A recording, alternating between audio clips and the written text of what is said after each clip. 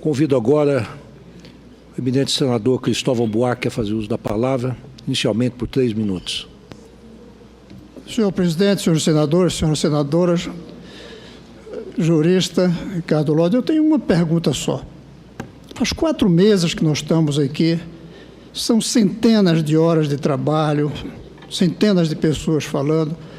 Em todo esse processo que o senhor acompanhou, porque eu lembro da vez anterior que o senhor veio, o senhor percebeu, em algum momento, cerceamento à defesa da presidente Dilma?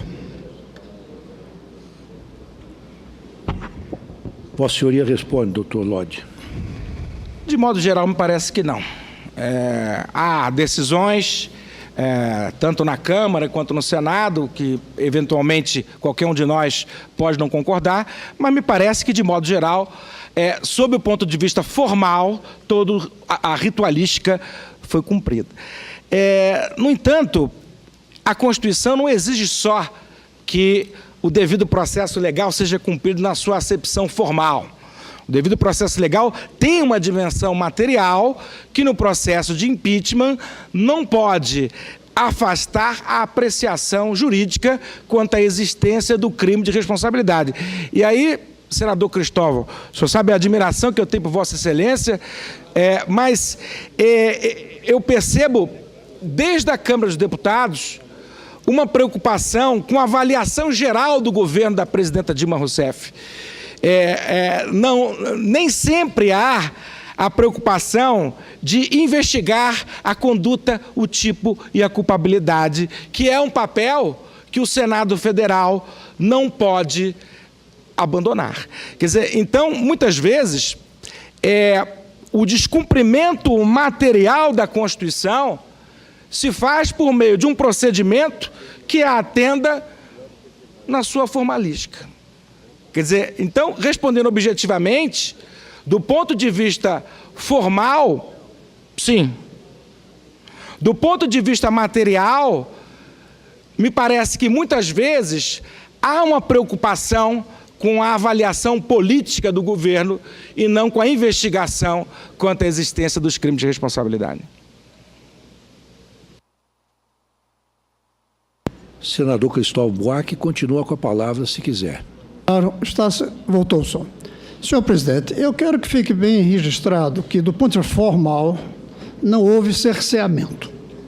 Agora, eu queria dizer, doutor, e todos os demais senadores, que esse é o voto que, pelo menos para mim, mais convicção vai exigir ao dar o sim ou não.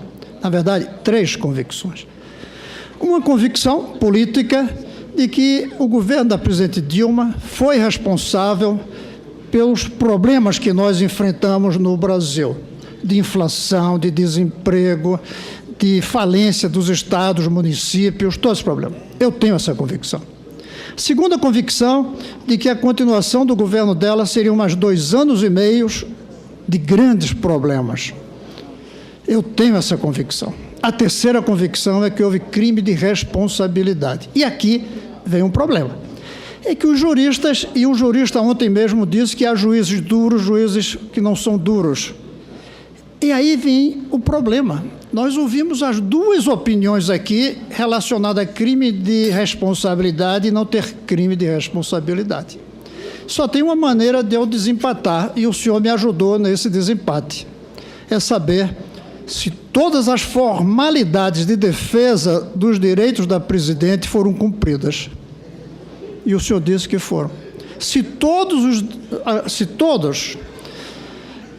preceitos de defesa, e com um brilhantíssimo advogado como ela tem, foram cumpridos, nós vamos ter os 2 lados e nos dá permissão para, com a convicção que o direito permite, escolher um dos 2 lados.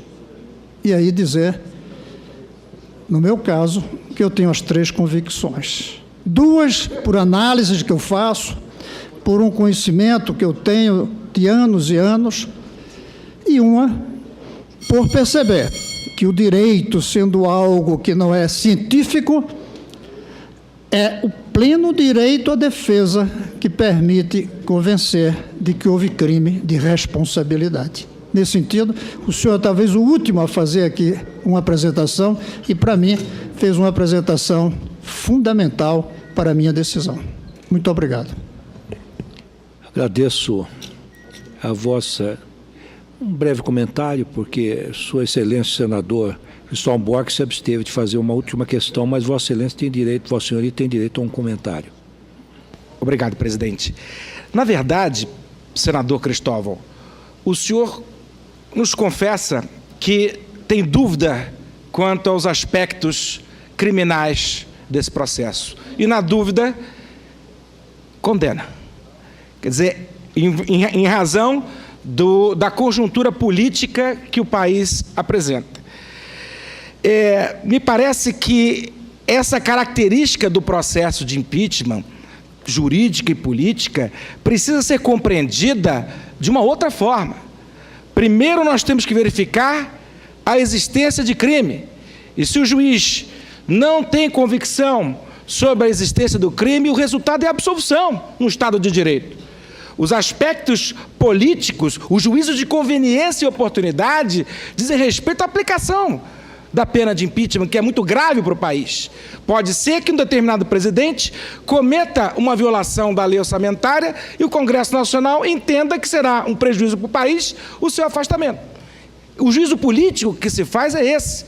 Não se pode, a partir de um juízo político, condenar em casos de dúvida. Condenar quando não ficou cabalmente demonstrada a materialidade, a tipicidade, a culpabilidade. Desculpe, senador, mas não podia deixar de fazer essa consideração. Obrigado. Pois não.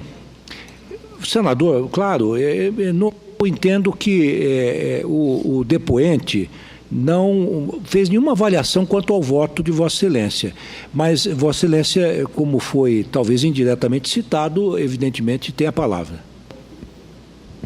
Sem querer atrapalhar nada do processo. Não, por favor, Vossa Excelência é Só um senador da República e merece todo o respeito e tem a palavra. Não sou advogado, mas mais de uma vez eu ouvi dizer que, em certos casos, na dúvida, dizem até pró-società. Eu prefiro dizer, na dúvida, pró-Brasil. E quero dizer que a dúvida desapareceu, na medida que tem dois lados, duas interpretações e não houve nenhum cerceamento da defesa. Então, é perfeitamente lícito escolher de que lado a gente pode ter convicção. Bem, não, acho que não, o depoente não polemiza com o juiz. Vossa Excelência deu uma contribuição muito importante, todos reconhecemos. Eu estou vendo que o